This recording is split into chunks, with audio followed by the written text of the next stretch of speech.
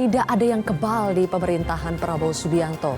Dengan begitu, Mas Hafiz, apakah semua para pembantu presiden ini akan dievaluasi secara berkala tadi? Siapa nanti yang akan menilai apakah mereka perform atau tidak?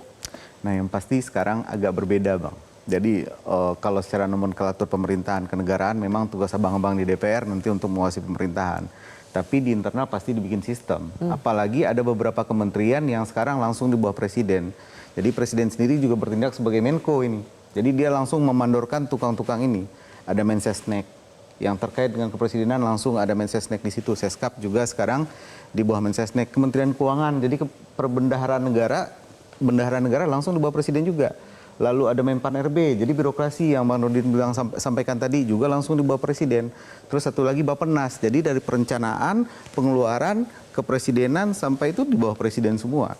Tapi kita memang berharap yang kita ingin tutup dengan doa masyarakat sebenarnya. Kita baru mulai nih. Nah, nanti pasti ada pengawasan dari DPR supaya demokrasi ini berjalan sesuai dengan trias politika ini.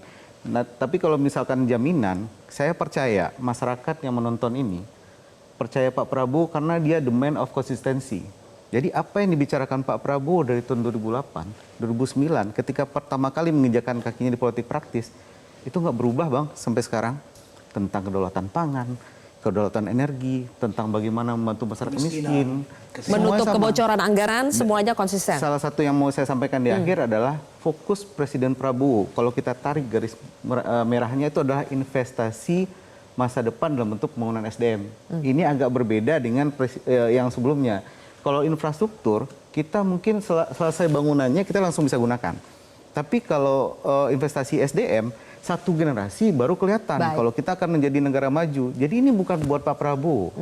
Pak Prabowo nggak akan menikmati anak-anak yang nanti dikasih makan hari ini. 17 tahun, tahun 2045, baru kita bisa melihat, oh anak-anaknya tumbuh. Kalau itu memang tidak ada bantahan, Bang. Karena saking konsistensinya Pak Prabowo itu, pidato politiknya saat pelantikan mirip-mirip pidato politik 2014 yang lalu. Rasa oposisi. Jadi jangan terlena dengan Indonesia masuk G20. Jangan terlena karena Indonesia 16 negara termasuk kategori yang pertumbuhan ekonominya bagus. Tapi jangan lupa banyak orang miskin dan susah. Itu sangat konsisten. Kita tetap harus optimis, Mas Adi. Oh, itu maksud saya. Makanya kalimatnya itu adalah diktum faktum kalau nggak salah. Karena apa yang dikatakan itu harus dilakukan. Betul. Itu yang sebenarnya ditunggu. Dan Prabowo punya segala-galanya melakukan itu. Nah, kalau soal yang ngontrol gampang, Bang. Kita akan sebut menteri-menteri yang kinerjanya tidak menonform tiap hari dari luar. Kalau kita lihat ya, bagian dari demokrasi, Bang. Visi Pak Prabowo itu betul-betul berdasarkan data. Soal kemiskinan, soal kesehatan, baru dibawa programnya. Itu kelebihan Pak Prabowo itu. Di DPR bisa tetap garang, Mas Seno? Simpel saja sebenarnya kalau kita melihat Pak Prabowo dan pidatonya kemarin. Artinya sudah tidak ada lagi politik Raja Jawa. Ini politik yang to the point, straight to the point. Semuanya disampaikan dengan harfiah, mudah orang untuk memahami. Bukan Raja Jawa lagi, Hitler Jawa.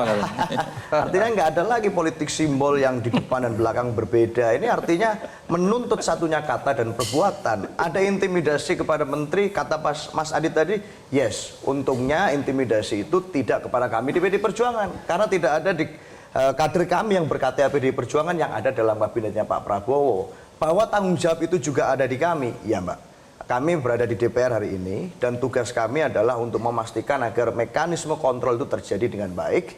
Kita akan pastikan karena apa yang disampaikan Pak Prabowo itu nggak mudah juga loh untuk dilaksanakan. Kita melihat itu banyak hal yang ini visi besar sekali dan kalau tidak diinstrumentasikan secara teknis ini berbahaya untuk kepercayaan rakyat kepada pemerintah. Kita akan ikut kawal itu dengan konsisten. Tapi akan mudah kalau misalnya kepentingan negara bangsa itu di atas kepentingan semuanya. Betul. Tapi kalau kepentingan negara bangsa itu justru di bawah, maka akan susah. Yes. Jadi Bang, itu yang disebut dengan visi Indonesia. Ya, visi Indonesia lah itu yang sekarang akan dilaksanakan di kepemimpinan Pak Prabowo.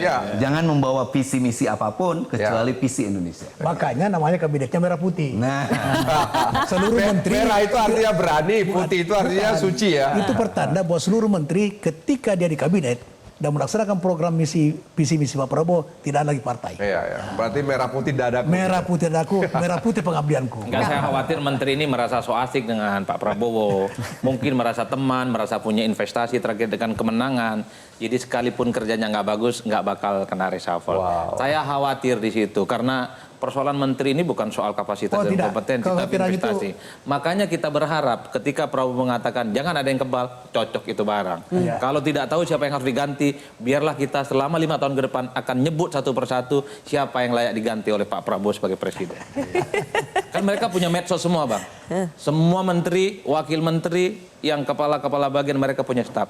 Tiap hari akan kita tunjuk mereka kinerjanya baik dan tidak. Supaya cepat diganti, Bang. Banyak orang di negara ini yang berbuat baik untuk bangsa dan negara ini. Saya kira di situ konteksnya. Sudah antri kata Dan Pak Bapak. Prabowo sangat paham tentang hal tersebut. Oke, baik. Terima kasih, abang-abang. Semoga nanti menteri-menteri di Kabinet Merah Putih tektokannya seperti para narasumber kontroversi malam ini ya, saling melengkapi. Kita kawal, kita jaga. Tanpa koordinasi semuanya bagus sekali. Bentar satu hal. Kira-kira di di pembekalan ini apa yang diobrolkan Cak Imin dengan Gus Ipul kira-kira? Kita bahas di episode berikutnya ya. Terima kasih abang-abang sudah hadir di kontroversi malam hari ini.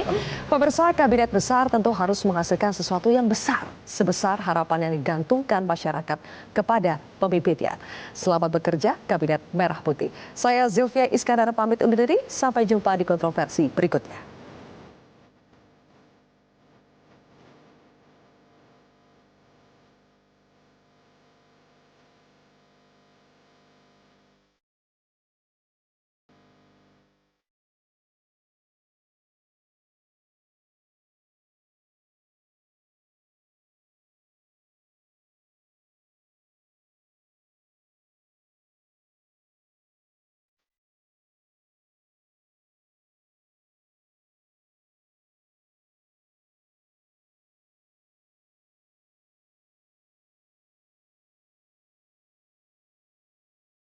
Metro TV.